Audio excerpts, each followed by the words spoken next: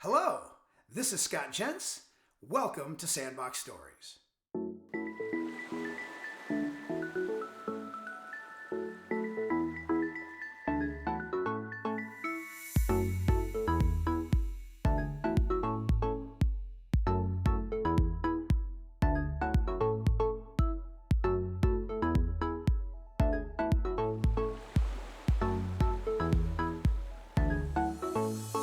Hello, welcome to this Sandbox Story, which is an interview with Lynn Lawrence. Lynn has had an incredible career, both as a national volunteer leader in optometry, as well as an ophthalmic technician who served over 30 years in the U.S. Air Force. Lynn Lawrence, welcome to Sandbox Stories. Dr. Jens, thank you, and I am welcome. I'm very excited to be here. You know, before we got started, I mentioned to you that I really find the impact you've had in the profession to be substantial, and I'm grateful for your willingness to let us tell these parts of your stories. Thanks for joining me. Thank you, sir. I'm excited to tell the story, but like I said, I'm honored to work in the field. Hey, let's start with your formative parts of your life and your childhood growing up in St. Louis. Your family, what was it like growing up there? It was kind of crazy, and my parents both were very family oriented. And so I had uh, three brothers and two sisters, and so it was a big family. And actually, at one point, we moved from St. Louis to California, and then back to St. Louis, and it was fun. I mean, my dad was a very present dad, and so he was very stern. I mean, he would give you a look, like he didn't have to say words. You knew what he was saying with the look in his eyes. And my mom was always there. Both my grandmother and my mother both helped run the youth center in our neighborhood. So it was they were always there. I always had a parent around. So it was good. It was good. Brothers and sisters, good. Did they work in that youth center together? Or were they working I, in the same one?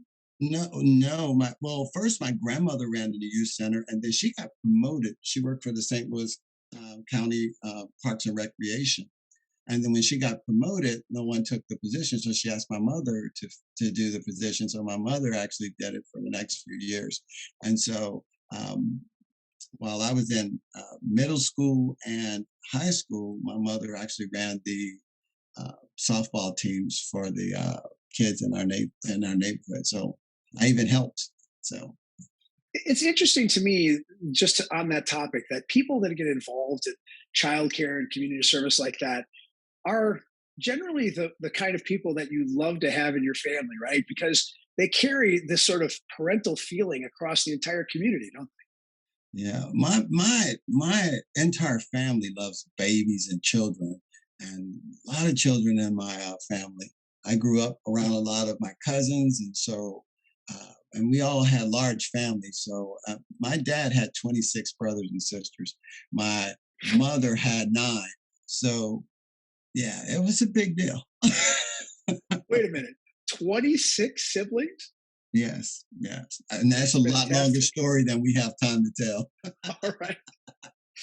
Congrats. That's a great family story. Your family is steeped in military service, right? It all Absolutely. started with your dad and Right. it's moved on to your siblings. Tell us about what they did before you got there. Well, my dad was a Navy man. He did I think 2.5 years of the Navy while the Korean War was going on. And the one thing that was always when I grew up, we always saw his Navy picture on the wall. And he looked good in his uniform. I mean, it was like, wow, he looked good in his uniform. And so my sister, when she's the oldest, and so when she finished school, she went to college and then she went into the Navy. And so I was like, man, living the family tradition. Well, I mean, she did 20 years and retired from the Navy. I did not go into the Navy because by the time I graduated high school, I almost drowned twice. There was no reason for me to even consider the Navy. And so, and St. Louis was a tough area. And so I didn't think that I wanted to go get shot at in the Army or the Marine Corps. I thought working on airplanes would be fun. So I joined the Air Force. And so I thought I would only do 4 years, get out, get me a job. But I actually like And so I did not, my first 10 years, I was actually avionics on fighter airplanes. And I really enjoyed it. I mean, air kills was what I was responsible for recording. So it was very exciting with new weapons and fighter airplanes. It's like living the dream. Hey, So, so how did your dad and sister handle you going to the Air Force? Was it, hey, pick a branch, we're fine with that, or was there any trouble given to you? well, my dad wasn't very happy because he thought I'd go to college before I go into the military. And I didn't like school. I really and truly, I'm going to tell you how smart I was. I finished high school and I did. I had a 3.8 out of a 4.0. So I wasn't a dummy, but I didn't like school. So I joined the military and he put me into school for the next 30 years. So I didn't know what I was getting into. But let's just say this, there was always a purpose behind the school in the military. So whether it's leadership school or a technical school, they wanted to train me and I wanted to learn. And I wanted to be good at whatever I did. So I never turned down any training. I was Well, very welcoming to the training. God bless all of you for your service. You know, we're also grateful for that. And I want to talk a little bit more. Avionics is sort of the control systems, the technology in the cockpit for pilots. You were deployed in Desert Shield and Desert Storm with an F-15 unit. Were you in danger's way in those situations? Tell me about the people you supported who were, because of course those flying the planes were, and a little bit about what your day to day was like working in these airplanes. Well, I can tell you, F-15 Eagle is an amazing airplane. It's still flying well today. Most of the ones I worked on are on a static display somewhere, but but I worked with a fighter unit out of Eglin Air Force Base, and basically we flew top cover. We were air to air. So some airplanes fight air to ground. Some are multi-role airplanes that fight air to ground, air to air. F-15s are basically an air to air aircraft, and so they go against other aircraft. And one of the fascinating things about F-15, it can turn 90 degrees. It rolls over on its side, it makes a bank at 90 degrees, and it's absolutely amazing. And I'll tell you one quick story from Desert Shield, Desert Storm that was really fascinating.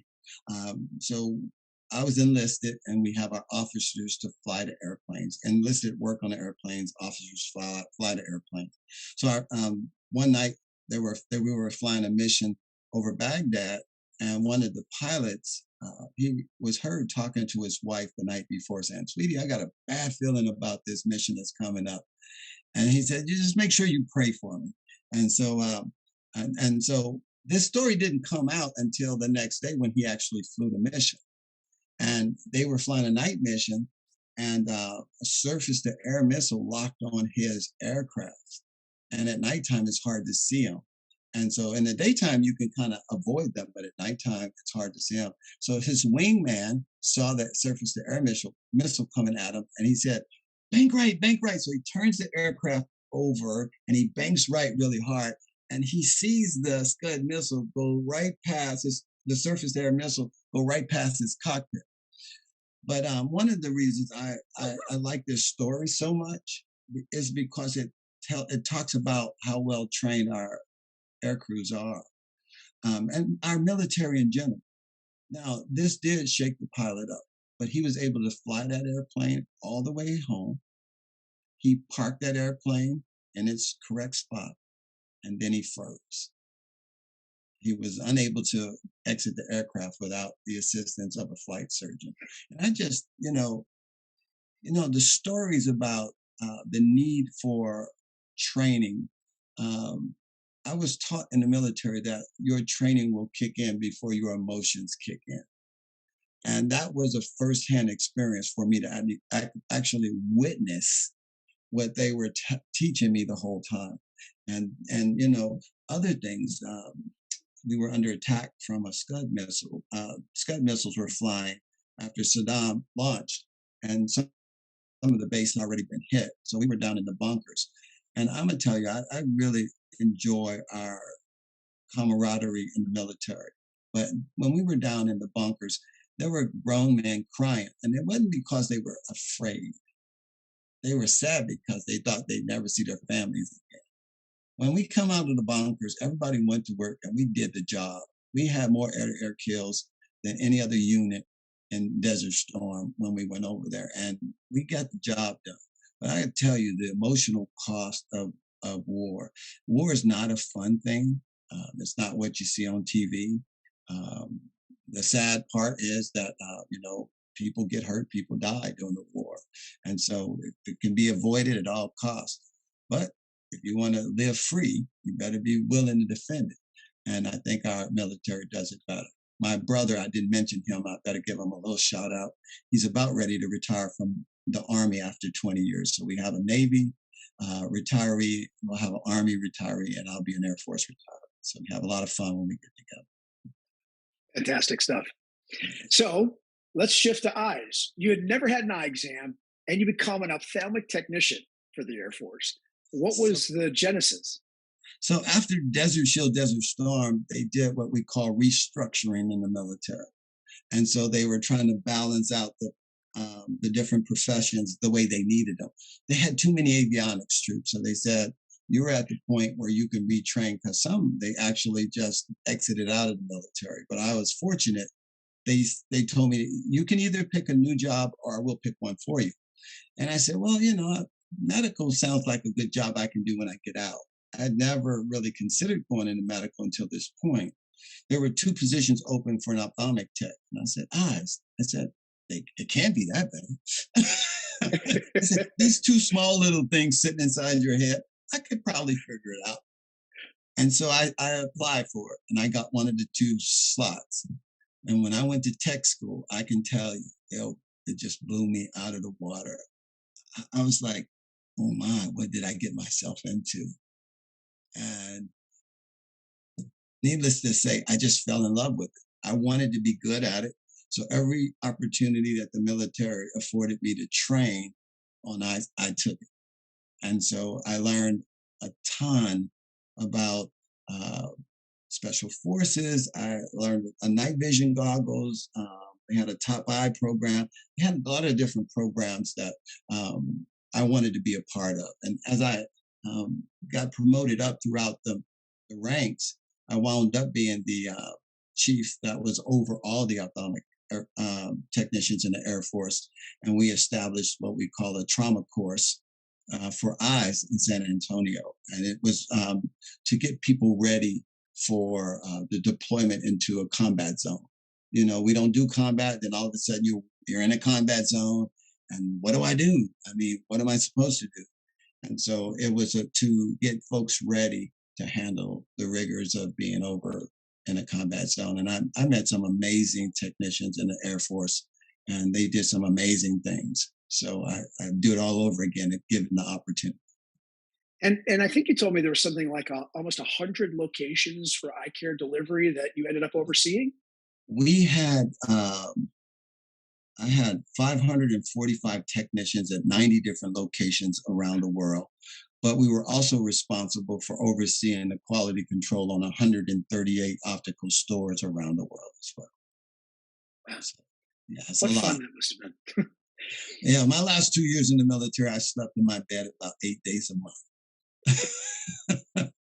But it was fun. I'd do it again. I really would. It was a lot of fun. The impact was amazing, and especially overseas when I had the privilege of going on 2 humanitarian missions with the military to places that didn't have access to eye care, El Salvador and Honduras. And it was life changing for me personally. I saw a kid that had never saw his mother's face. He's a -16. We didn't have a -16. We had a -6 and a -7, and I had some two-sided tape. But when we put those glasses on that kid, he was able to see his mom's face for the first time. It was so life-changing. And then I called back to the United States and I asked our local optical, it was Sunland Optical at the time on base, they actually rush ordered him. They made a 3 pair of glasses and FedExed it down to El Salvador for me. And that's one of the reasons I love living in this country. It's just the people that reach out is just absolutely amazing. There's much more good being done than not. Yes, You, absolutely. you started volunteering for the American Optometric Association in 1996, and you got involved with the Commission on Para-Optometric Certification, which I sent many of my staff members through. And I was always grateful for those of you that started that. What was all that volunteering time like, and what did it teach you?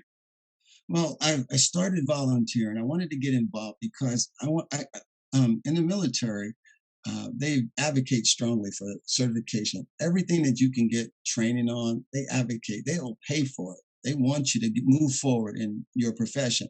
They want you to be the best.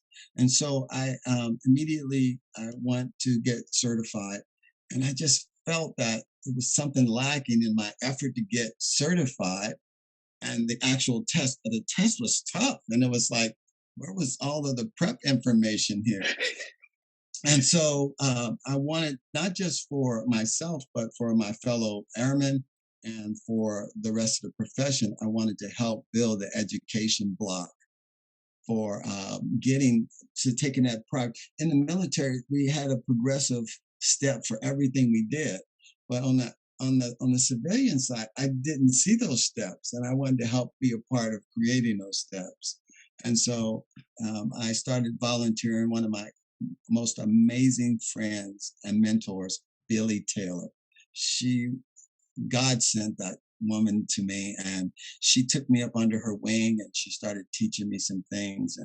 And Dr. Al Levin, he took me up under his wing, and I'm going to tell you, I am who I am today because of their mentorship and their leadership. And so, taking those steps with the first, I was on the education committee for the para-optometric section, and then I was a part of actually developing the Commission on Para-Optometric Certification. And so it was a lot of fun. I mean, it's very necessary. It's the doctors are expanding their scope of practice. And so if you don't train your staff to keep up, you're going to be dragging them behind you. So it was a no-brainer to me to be a part of this. And getting education as a para optometric to achieve a certification, and even just the process of going to take the test, pass or fail, is is building that person up to be more committed to the care of patients. I know the doctor. We often talk about this in leadership when you and I chat, that the doctor is sort of the center stage lead actor, but you cannot put on the play without everybody else. And so that's why all these things you've done are so important. And you talk about it being fun, but you got this idea, you felt like you got mentored, and then you turned around and mentored others, didn't you? Oh, absolutely. If I find someone that wants to be certified, I take them up under my wing. I probably have about 500, 550 people that I've actually provided materials for and helped them walk through this process. I lecture around the country for that exact reason as well. Um, Fortunately, we do have an organization through the um, Commission for Para-Optometric Certification. We have them to actually get certified, but there is no mandatory requirement for certification. So when you see those letters behind their name, the one thing that you can assume, safely assume, is they are at least motivated to learn, because no one can make them take that test or prepare for that test. Now, some offices do something that I strongly advocate for, is they give them a certain amount of time. And if you're going to work here, you're going to be certified by this date. And I do think that's important, because why would you keep someone on your staff that is not motivated to learn, to advance themselves? And so, as a consultant, I advocate again strongly for mandatory certification in the office that's trying to move forward. So, and there's some amazing doctors out there. I've met some amazing clinicians that want a very well trained staff. I work with a couple of them right now that are absolutely amazing, do anything. One guy, I shouldn't mention his name, but he is in Alabama, and he spent close to $250,000 1 year training his staff. He holds nothing back and getting his staff to move forward with him. And it's in an area that is not necessarily, no one else is doing this for the people in that area. And he's just like one of my heroes because he's doing not just a good thing for the community, but for his clinic and for the individuals working there. So, And at a time where we're all feeling the pressure of less staff, less tenured staff, turnover, right? That's being seen in airlines, it's being seen at grocery stores, restaurants, and optometry clinics. And I think you make a very good point that there's an investment to be made in people. And sometimes they'll drag their feet, but if you express a vision, they will follow that vision and they'll get committed to learning. And if they aren't, to your point, then they can also use that as a vetting effect to keep the people who want to keep learning, and maybe those who don't need to do something else. That's well said. absolutely. There's a big difference between an employee and a professional. And I'm hoping that our industry actually learns to recognize those that are a professional. And just like any other profession, just because you have letters behind your name doesn't make you a good technician or a good employee. But you have to start somewhere. Right, right. You have to Yeah, start somewhere. much of what you said about the letters behind the name, I think is true for optometrists too. Not all of my colleagues have advanced to say being a fellow in the Academy of Optometry, but that does demonstrate an interest in learning, in putting yourself out there, putting risk in front of yourself, taking oral examinations after you've had a license given to you already. Um, I like it. Thanks for sharing that. I Yes. do want to talk a little bit about what you learned in the military in terms of mental health. You hit on it a little bit by talking about these people who did their job, but also thought about their family. And today we live in a world where mental health and achieving resources or accessing resources that are available to you are important. Um, do you think we do a good enough job to support our veterans and our populace as a whole with mental health support? Some offices are better than others. But I can tell you, I think where the gap is, a lot of the young people don't understand. And so when they get the cranky old military guys to come in here, uh, they think they're just being mean and old and they don't understand the history that made them the way they are today. I'll give you a example. I live in an area here in Florida. We're surrounded by probably 5 military bases within about a 60, 70-mile radius. So we have a lot of retirees here. And in the chart, this one said, do not walk behind the patient. He is extremely paranoid. And so what we did at the office that I was working in, we informed the tech, hey, don't walk behind them. It's not going to be a good thing. Well, it made the tech so nervous. Guess what happened? He walked behind the guy. Now this tech happens to be 6'5", about 300 pounds, not some small guy. And he walked behind it, and oh my word, all we heard was yelling. And so I walked in the room, and it's easy for a military man to diffuse another military man because all we do is speak the military language. And and then it starts to calm them down. Understand, understand, understand. And then we had a little discussion, and we took the tech out of the room. We put another tech in the room. Said he won't be back in. Calmed him down. The doctor was able to finish the exam. But I'm going to tell you, the mental health issue in our country is at a crisis right now. I recently read an article about the therapist needing therapists because they are so overworked that it's starting to traumatize them. And so it's real. But how we address it in our clinic is it has to be in the forefront. If you have a large population with mental health issues, you have to train your staff on how to deal with it. It's in 2012, OSHA came out with a mandatory requirement for violence in the workplace training for all healthcare professions. And so, and the sheriff's department actually have canned presentations. They'll do it for free in the office, yet a lot of our offices are unaware of that. And so this was a good opportunity to get a plug in for this. All healthcare workers are at a higher risk for violence in the workplace, and this mental health issue is not making it any easier. I appreciate you calling out some resources. And I will second what you said about counselors and therapists needing their own help. My daughter's about ready to graduate with her master's in that very area. And they ask the students all through their training to seek counseling on a regular basis to begin with. And I think it's just an important part of human life today. It's not a secondary matter that just affects some people. So I appreciate you bringing the humanity of it, particularly from your military experience, to the forefront. I want to shift to your consulting business. It's called See the Light, and it's a leadership minded business. What motivates you to give doctors and staff leadership training to improve the delivery of their care? Oh, I love this question. I really do. This is probably one of my faves. Doc. Okay, so I work in a profession that I truly love, and I've met some amazing clinicians. I've met some amazing staff members, but leadership is not innate. You're not born knowing how to lead. When I was a kid, everybody followed me. There's a difference between being bossy and leadership. Leadership comes through training. And and by the way, I just want to put a plug out there. Leaders make mistakes. If you are in a leadership role and you've never made a mistake, you're just fooling yourself. Leaders make mistakes. But the thing about leadership, if you lead by example, you're making the people around you better.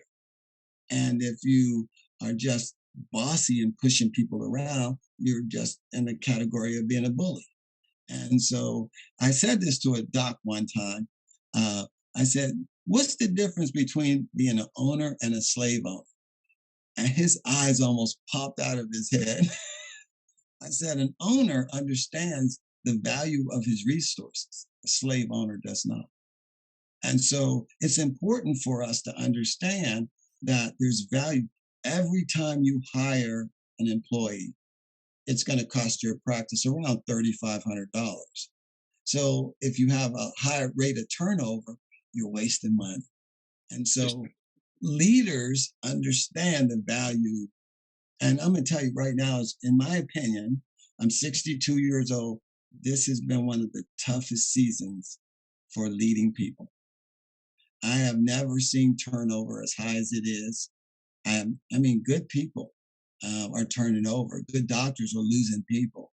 Um, this COVID has added a little twist in our industry that I don't think anyone was prepared for. Some people handled it better than others, but being prepared for this, it's easy to criticize the government.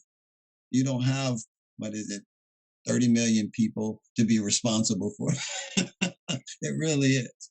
But if you had to make all of the decisions at a snap rate, like the leaders in our country did, it would be probably fewer folks criticizing. I like armchair quarterbacks. I like sports. And it's so, man, he should have went right. He should have went right. Well, you didn't have the 390-pound guy running at you. He did. Right. So leadership, you have to make spot decisions.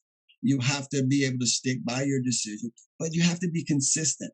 I would tell you that I think in our country, leadership has declined because of the makeup of the family. And people say, "Would you explain that, man?"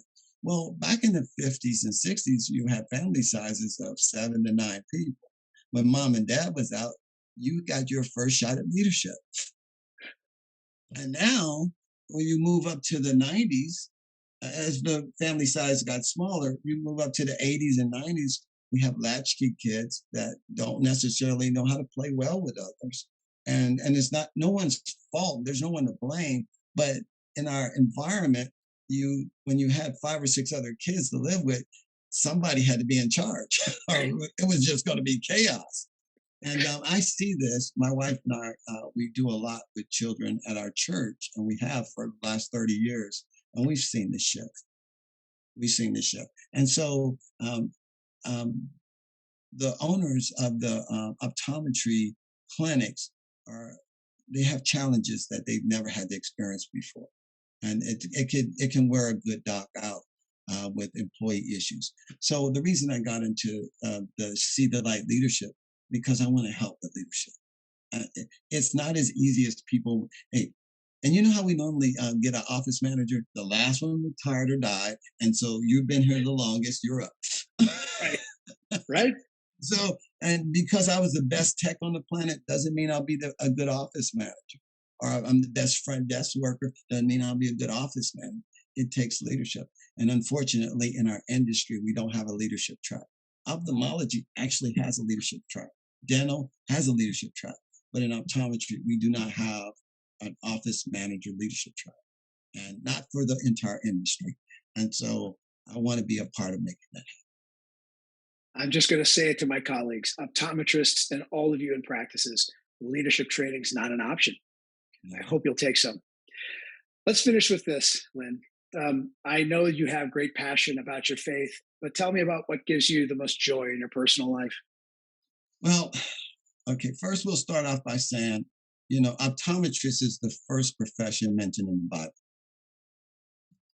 I like to let people think on that one for a moment. All Okay. right. God said, let there be light, and then the need for optometrists came about. And so my faith is wrapped up in the fact that I believe we're all put here to help one another. And I think what we do is more of a miracle than a profession. If you've ever seen someone that couldn't see put on a pair of glasses for the first time, you get to see a miracle in the work. And I just think it's so special in what we do. I mean, there's airline pilots out there they're responsible for a plane full of people, and they land on the runway because they can see the runway because some optometrist gave a nice pair of glasses. So what we do, I just don't take for granted. Learning in a classroom. Kids don't learn in a classroom they can't see. Matter of fact, some kids get put in special ed classes for being disruptive because no one's ever given them an eye exam. And so I think that what we do is a gift. And I just take it as we need to do this really, really well. It ties into everything else that's going to happen in our society. Everybody needs to see. The better they see, the better opportunities they'll have to do what they do better. And so I'm motivated because I believe God picked me for this one. I didn't know anything about eyes. There were two positions in the military, and I applied for one and I got it. And I do believe that this was my calling because I didn't know what I was getting into, and I just fell in love with it. I believe that eyes don't lie. They tell you a really good story. And if you just know what you're doing when you work with them, you'll get the right answer 99.9%. So I appreciate that that's what gives you joy. Let's finish with this. What's your best advice for all of us? Well, I believe you work in one of the most important professions in the world.